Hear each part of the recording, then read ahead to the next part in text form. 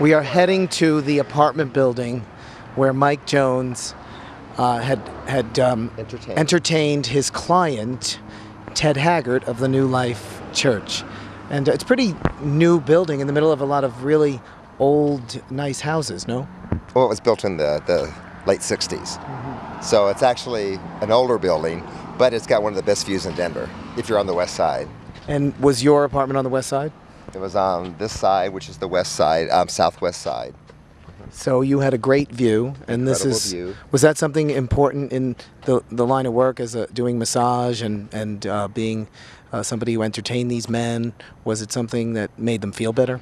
Well, I think what made them feel better was I'm a very clean person, and when they walked in, that was the first thing they saw was how clean and how neat I was.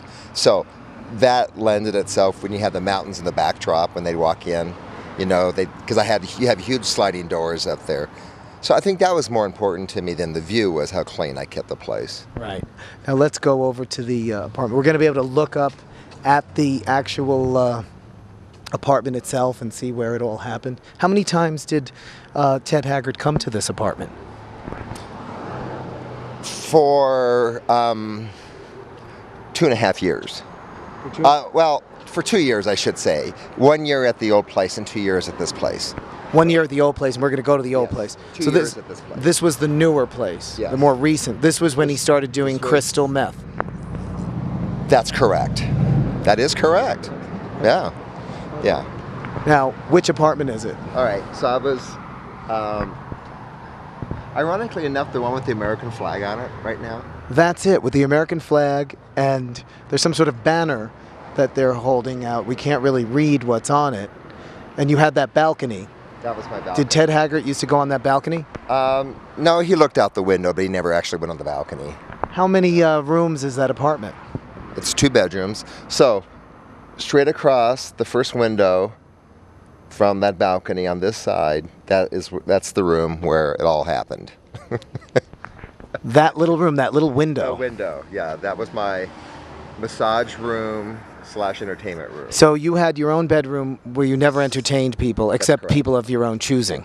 Yes, not people who were paying. That's correct. That was business. I kept that off limits, so to speak. So you had a business room and your own personal room.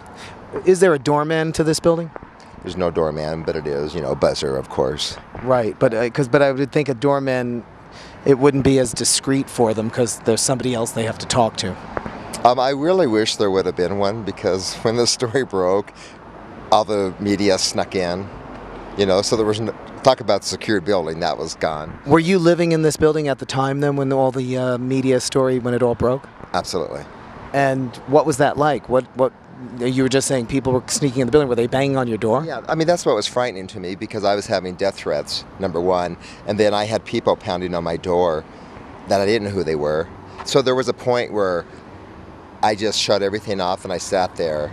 I was scared because I didn't know who was at my door. I didn't open the door because nobody should have been knocking on my door. It's a secured building. So I was scared. I didn't know if it was somebody that wanted to kill me or hurt me or what. So it was a frightening period for me. Is that a reason why you moved from this building? No, the reason I moved is because I had no money. All my clients stopped calling me. Massage, all my personal training clients dumped me. I got fired from the art schools. So I lost all income, so I couldn't afford it anymore. And so you moved to a different part of the city? I've moved around a different area. Are you glad you moved, or do you miss this apartment? I miss this location a lot. It was an incredible location. And you've got a lot of memories there. A lot. And now we all do. Not all good. Now we all do too. Mike Jones, thank you.